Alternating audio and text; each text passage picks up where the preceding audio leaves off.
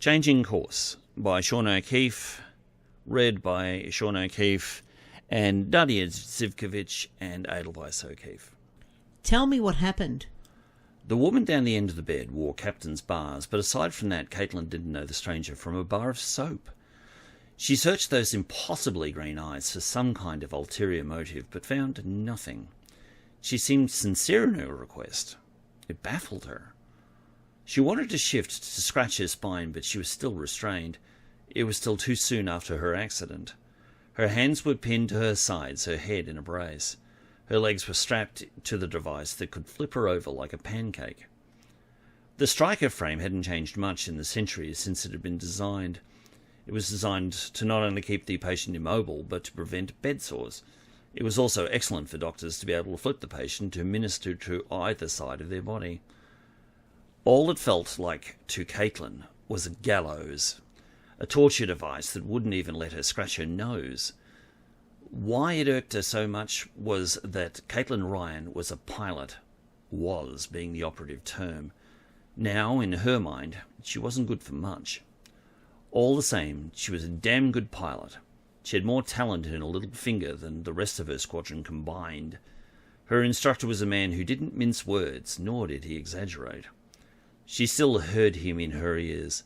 "Just don't let yourself get overconfident," he had warned her in his gruff voice. "The universe is cluttered with the corpses of fools who thought they were indestructible." The memory was like an ice-cold stab in the heart. She had come damn close to becoming one of them. Her visitor seemed to pick up on her discomfort. She stepped forward and around the frame, out of Caitlin's view. Then she miraculously found just the right spot and scratched for a good 10 seconds before stopping and returning to her previous position 2 feet from the end of her bed, which was, at present, at 45 degrees, with Caitlin's head high. Although she was curious about how the captain could possibly have known about not only her discomfort, but where it was, she was not about to ask. She had spent her career pulling off miracles and knowing that people expected her to be able to perform them and have the confidence that she could and would do the job no matter how impossible the task might be.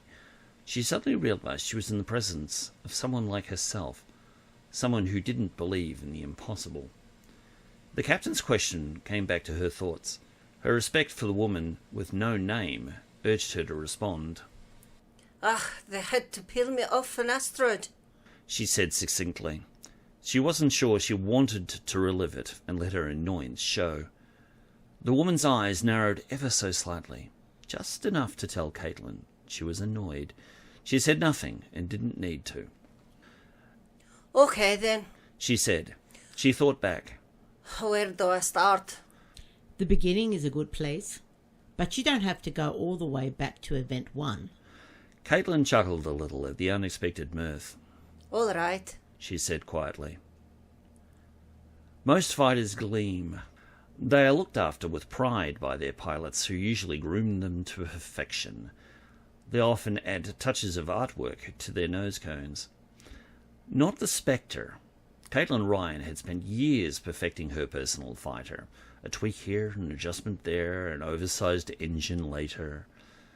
The fighter had started out life as a Type 15 shuttle, but only an expert could divine that now. It was about 20 feet long with a pointed nose, bubble canopy, huge engines, phaser cannons on the tips of its aerofoil wings, and even the tip of its tail. Unlike the other fighters, the Spectre lived up to its name by being painted not only matte black, but its coating actually absorbed light. It was like looking into a small black hole. No matter how hard you looked at it, it didn't quite seem to be there. Even the canopy sported a non-reflective coating. One of the few things you could actually focus on was its name, painted in red just before the cockpit. Caitlin walked up to her ship and patted the nose, allowing her fingers to run along the metal, looking for defects. Naturally, there were none. The sound of a clattering spanner drew her attention aft. A cursing muttering was heard, but it was enough for her to recognize its owner. Lieutenant Commander Mutt Sprong was the chief engineer who watched over the maintenance of all Mars Outpost's fighters. Caitlin gave the older mechanic a grin. It had been a good day, and she wanted to share the joy around. How's it going, Matt? she asked, her Irish accent thicker than usual, which was the case when she was relaxed. The engineer smiled back at her. "All fine here, Ghost," he replied. "Are you planning on taking the Spectre up today?" Caitlin nodded. Just you try and keep me out of the sky. She said, her mind already in space. Mutt slapped the wing next to him lightly. "Lieutenant Snapper had a look at your scanner earlier and gave the software an upgrade. He says you can see another parsec in front of you now." Yeah, right. Snapper had a bad habit of exaggerating his repairs. Just as long as I can see where I'm going. Mutt nodded sagely. He had known too many young pilots who had come to grief with their scanners fail. "Just make sure you come back alive," he grumbled. Ghost, Ryan, stepped over to the cockpit, put her foot in the first rung, and swung her small frame up and into the seat. She brushed back her short black hair and pulled her helmet onto her head, making sure the strap was secure. "Today's a good day to fly," she said with a smile, paraphrasing the Klingon proverb. She glanced to the left at Mutt, who was looking up at her almost sadly. He only admitted later that he had a bad feeling about her flying today. He was embarrassed to say it, but he was never wrong about such things. Ghost got the necessary clearance from the tower while she warmed up the ship's thrusters. She looked over to the other side of the hangar deck and noted her students were almost ready to fly. She took hold of her helmet mic and said, "Hurry up, people. I want to get back in time for dinner." She couldn't help but add a touch of sarcasm as she had found this small band of recruits were quite lazy. It was as if they had no real idea of the job they were supposed to be doing or the legacy they shared with some of the galaxy's greatest heroes. Pilots who had reached for the envelope, then shredded it just to prove it could be done. Not willing to wait any longer, Ghost took the yoke and applied 2% thrust. It was enough for the Spectre to slide out the door and into the red dawn that shone on the barren planet of Mars. The canyons and mounts of the red planet, most of which dwarfed those of Earth, held little interest to Ghost. All she wanted to see was the stars. "Hurry up, you lot. She said, not bothering to mask her annoyance. We've got some asteroids to blow up." Her students were far along in their course to be able to make orbit without assistance, and Caitlin was not the type to coddle them. If they screwed up and crashed on the surface, the auto-eject would whisk them to safety, and Caitlin would be happy to fail them. No second chances with that kind of error. You only got to crash your ship once in her class. Within a minute she was sharing her space with 4 other craft. All of them standard Starfleet fighters, stripped down to the essentials. There was no point in wasting new fighters on recruits. 1 in 4 of them wound up in pieces, one way or the other. "Ensign Soroyan, She announced in her formal, no-nonsense teacher tone. form up on my wing. She glanced over her shoulder at the others. You lot try to keep up." With a smile, she opened up the throttles on the Spectre and quickly left them in her wake. She didn't push her craft to its limits, otherwise her students would have had no chance of catching her. She felt a gentle G-force as her ship accelerated. It was a modification to the inertial dampeners she had made herself. She was a seat-of-the-pants flyer, and she firmly believed she couldn't do it right if she couldn't feel herself fly. She needed the sensation of being pulled in different directions. It helped her to orient herself, to know she wasn't in a fancy simulator shooting at computer-generated boogeymen. It took 30 seconds, she checked, for her class to form up on her wings. She didn't need to turn her head. Her peripheral vision was excellent, not to mention their blips showed up on the scanner. She'd been training this batch for weeks. They had tried simulated strafing runs on Mars' surface. They had taken potshots at a Starfleet Hulk that was in a high orbit of the planet. Now it was time for some fun. "As I said in class." Her accent changed to a clear and formal one that professors used in dusty lecture halls. "Your scanner is your best friend, but you can't trust everything it tells you. There are some things it'll miss." Like what? The voice was Mr. Soroyan's. Curious as ever, Caitlin liked that. For the sake of weight and space, your scanner's only geared to look for solid mineral objects, iron, copper, granite, rocks, other fighters. They won't pick up a warp field wake that, if you're close enough, can tear your ship to shreds. Ouch. Ensign Chapman that time. He was the baby of the group, English and proud of it. Caitlin gave a rueful smile the others would have been glad not to see. If that happened to you, I'm not sure you'd have enough time to get even that out. She noticed they were nearing the asteroid field. Okay, people, keep it tight. I'll take the lead. Keep a 2-second gap between each fighter. With glee, Caitlin gave the Spectre a roll on its central axis and dove into the field. The view of the scanner had led her to quickly plot a path through this, one of the densest fields that existed in the Trojan Lagrange point areas that encroached on Jupiter's orbit.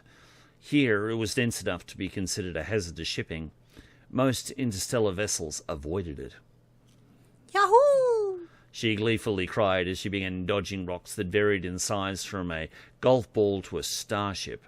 There were times when she forgot she was supposed to be an instructor and just became a mad keen pilot like barnstormers from the 1920s. This was one of them. Ghost banked, swerved, ducked and spun whilst loving every minute of it. An asteroid field was her notion of a playground. Behind her, her students were finding it hard to keep up. They began falling behind. However, they had taken Ghost's instructions to heart and were keeping track of her course on their 3D heads-up display between them and the glass of their canopy. Her track appeared as a red line that, in Soroyan's display, had just disappeared behind a larger rock.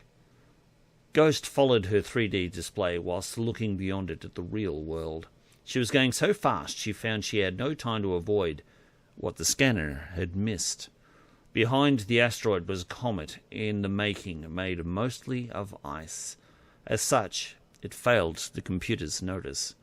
Her eyes wide, suddenly terrified, and knowing there was nothing she could do about it, she said, God! Then the lights went out.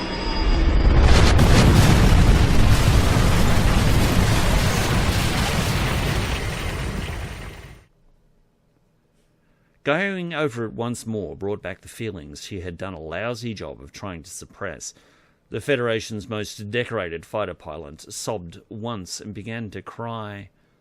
It wasn't the first time today, that was certain. The captain realised that as well.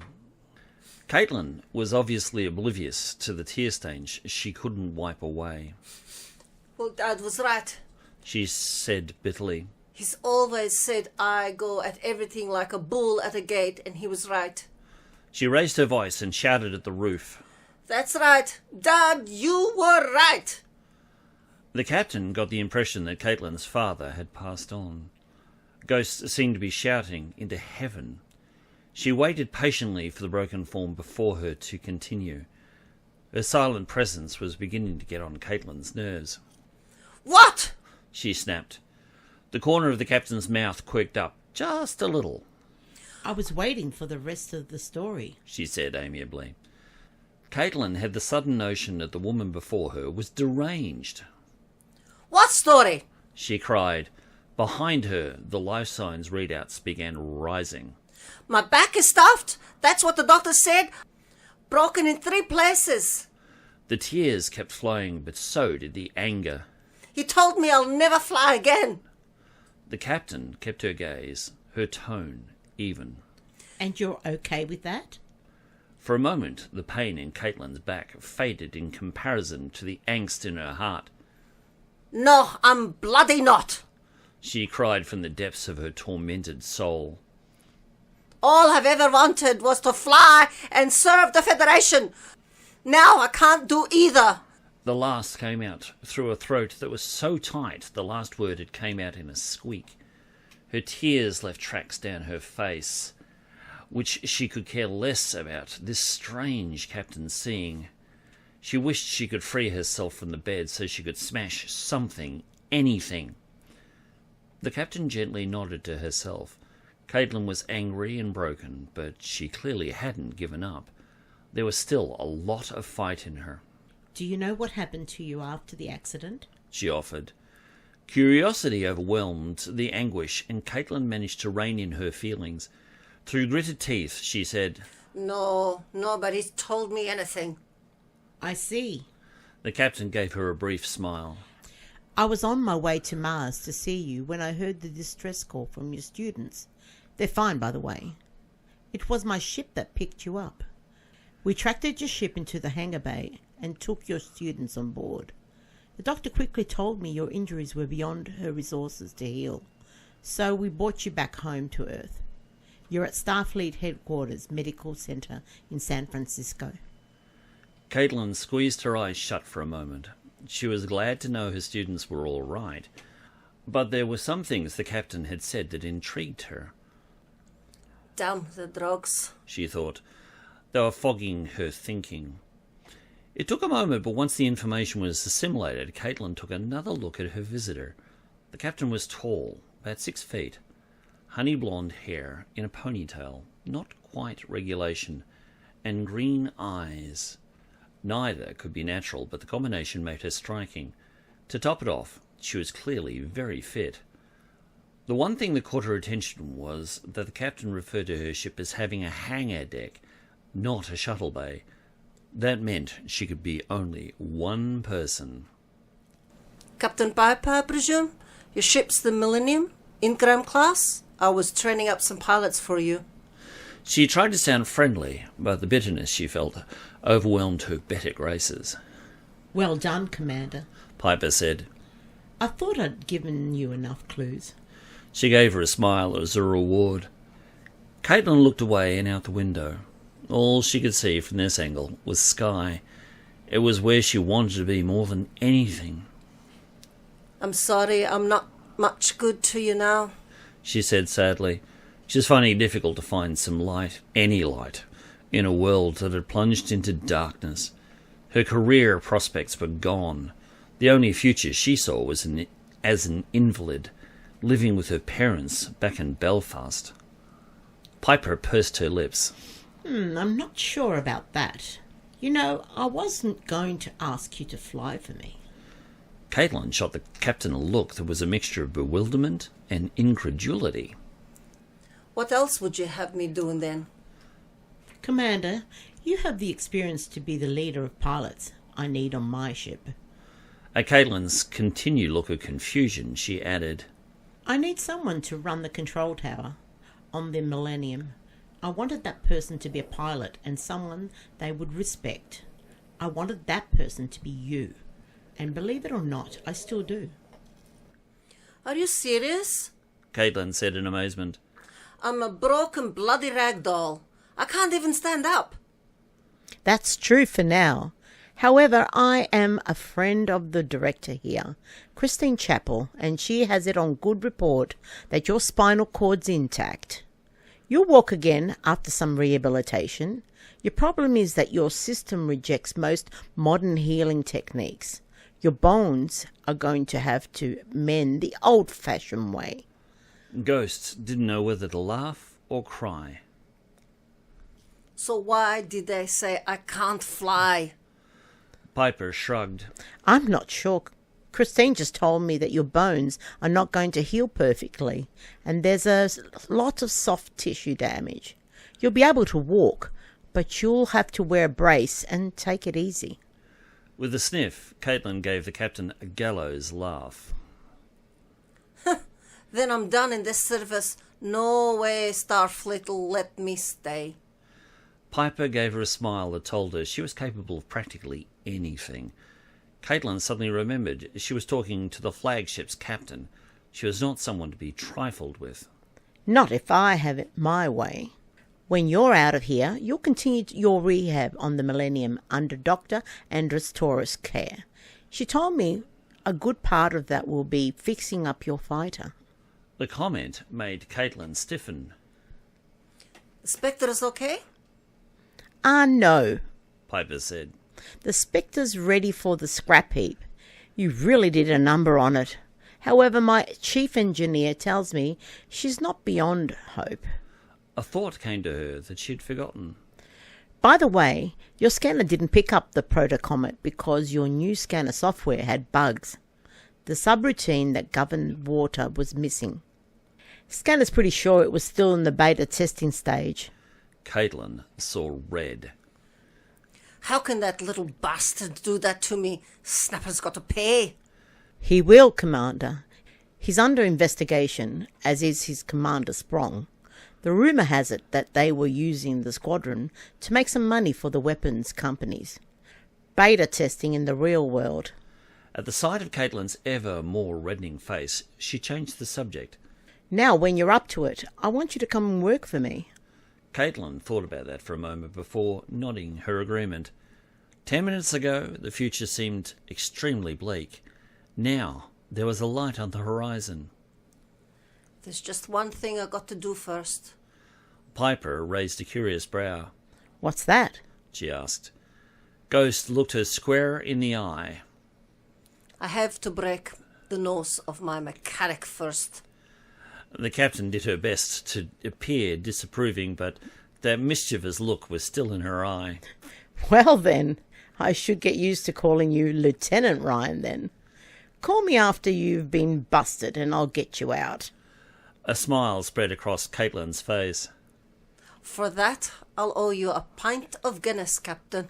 She said, knowing she was going to like working for this woman. She had a sense of humour she appreciated. A painful twinge got through her numbing raft of drugs that was keeping her pain submerged, and she sucked in an agonised breath. She felt like revisiting her lunch. Piper stepped forward and put out a hand, wanting to help. Is there something I can do? Should I call a nurse? Ghost simply grimaced. No, Captain, thanks. I'll see you in a month or two. Piper nodded. She heard her cue and could see the fighter jock was tiring. Her body still had a lot of healing to do. She gave her the thumbs up. I'll see you then. The captain turned and exited the room, allowing Caitlin to reach for her breakthrough medication, a controller she had in her left hand. She hadn't wanted to appear weak in front of her new boss. She squeezed the button whilst muttering to herself. Hurry up, buddy, and heal. I want to get out of here. As her mind raced, she thought, Things to do, things to do.